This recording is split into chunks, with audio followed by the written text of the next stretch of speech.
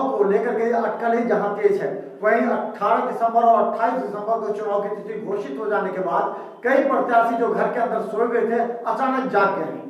हालांकि कई प्रत्याशी इस आस में थे कि चलो टल गया, अब मई जून तक होगा। उन लोगों की अब नींद उड़ गई है, क्योंकि वो लोग पूरी तरह तैयारी में नहीं थे। लेकिन कुछ लोग ऐसे थे जो सोच रहे थे कि दिसंबर में चुनाव होना है, वो लोग अंदर ही अंदर कार्य कर रहे थे। इसी के तहत आज आपको दिखाते हैं एक ऐसी स्टोरी जिसमें कई प्रत्याशी थे जो सोए हुए थे, वो निकल कर बाहर आ गए हैं। लेकिन कई प्रत्याशी हैं जो अभी भी ये सोच रहे हैं कि शायद चुनाव टल जाए। टलने वाले प्रत्याशी निश्चित तौर पर आपके लिए फायदेमंद नहीं होंगे, क्योंकि वो सिर्फ समय के अनुसार ही काम करते हैं। ऐसे प्रत्याशी को अगर जिता तो आपको नुकसान हो सकता है। लेकिन बता दें, मिथिला मंच न्यूज लगातार तमाम प्रत्याशियों के भावनाओं को दिखाते हुए हम चाहते हैं कि जनहित में वो कार्य करें, इसलिए हमारा कार्यक्रम है। देखिए रिपोर्ट। क्या कानूनी दांवपेच में फंसेगा बिहार का निकाय चुनाव? नीतीश सरकार को क्यों लेना पड़ा आनन फानन में ऐसा फैसला? महाराष्ट्र व मध्य प्रदेश में भी इसी तरह चुनावी घोषणा के बाद रोक लगा दी गई थी। सुप्रीम कोर्ट ने बिहार सरकार और राज्य निर्वाचन आयोग को नोटिस जारी करते हुए 4 सप्ताह में अपना पक्ष रखने को कहा था। ऐसे में कोर्ट के आदेश की आधिकारिक जानकारी पहुंचने से पहले ही नीतीश सरकार ने अचानक 30 नवंबर की शाम में ही चुनाव की मुनादी क्यों कर दी? बिहार में नगर निकाय चुनाव की मुनादी एक बार फिर से हो गई है। पहले चरण के लिए 18 दिसंबर और दूसरे चरण के लिए 28 दिसंबर को चुनाव होगा। नतीजे 30 दिसंबर को आएंगे। हालांकि नीतीश सरकार ने भले ही निकाय चुनाव के लिए तारीखों का ऐलान तो कर दिया है, लेकिन मामला एक बार फिर से कानूनी दांवपेच में फंसता दिख रहा है और फिर से चुनाव पर ग्रहण लगने के आसार हैं। प्रमुख विपक्षी दल भाजपा इसे लेकर नीतीश सरकार के खिलाफ मोर्चा खोल दिया है। यहाँ ध्यान देने वाली बात है कि सत्तारूढ़ महागठबंधन के सभी घटक दलों ने इस विषय पर रहस्यमय चुप्पी सी साध ली है। यह तो यही संकेत देता है कि कुछ न कुछ गड़बड़ जरूर है।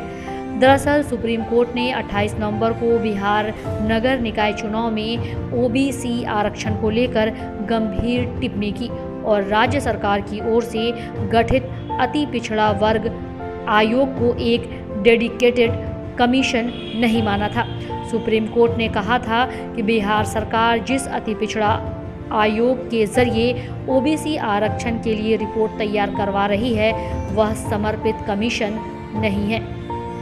सुनील कुमार की याचिका पर सुनवाई करते हुए सुप्रीम कोर्ट ने बिहार सरकार और राज्य निर्वाचन आयोग को नोटिस जारी करते हुए 4 सप्ताह के अंदर अपना पक्ष रखने के लिए कहा था।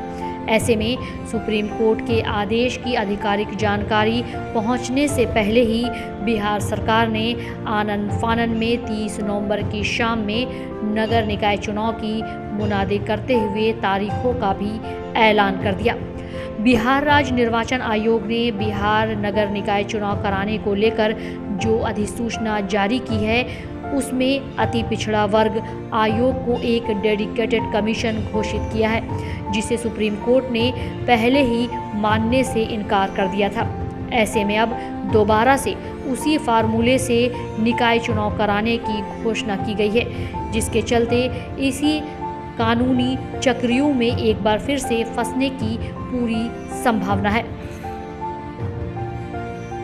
गौरतलब है कि राज्य निर्वाचन आयोग ने इससे पहले 10 और 20 अक्टूबर को 2 चरणों में नगर निकाय चुनाव कराने का ऐलान किया था, लेकिन पटना हाईकोर्ट ने ओबीसी आरक्षण के मुद्दे पर आपत्ति जताई, जिसके बाद चुनाव को स्थगित कर दिया गया था। पटना हाईकोर्ट का मानना था कि बिहार में नगर निकाय चुनाव में ओबीसी और ईबीसी वर्ग को आरक्षण देने की जो व्यवस्था बनाई गई थी, वह सुप्रीम कोर्ट के आरक्षण के ट्रिपल टेस्ट से जुड़े दिशा निर्देश के खिलाफ था। ऐसे में पटना हाई कोर्ट ने राज्य निर्वाचन आयोग को निर्देश दिया था कि वह नगर निकाय चुनाव पर रोक लगाए और ओबीसी वर्ग के लिए जो सीटें आरक्षित की गई थी, उन्हें सामान्य वर्ग की सीटें घोषित की जाए। सुप्रीम कोर्ट ने भी कहा था कि किसी भी राज्य में नगर निकाय चुनाव में आरक्षण ट्रिपल टेस्ट कराए बिना ओबीसी वर्ग को आरक्षण नहीं दिया जा सकता और न ही चुनाव कराया जा सकता है। महाराष्ट्र और मध्य प्रदेश में भी ऐसे ही चुनावी घोषणा के बाद रोक लगा दी गई थी, जिसके बाद मध्य प्रदेश में शिवराज सिंह चौहान सरकार ने ओबीसी के आंकड़े को पेश किया था। इसके बाद ही चुनाव संपन्न करा सके थे।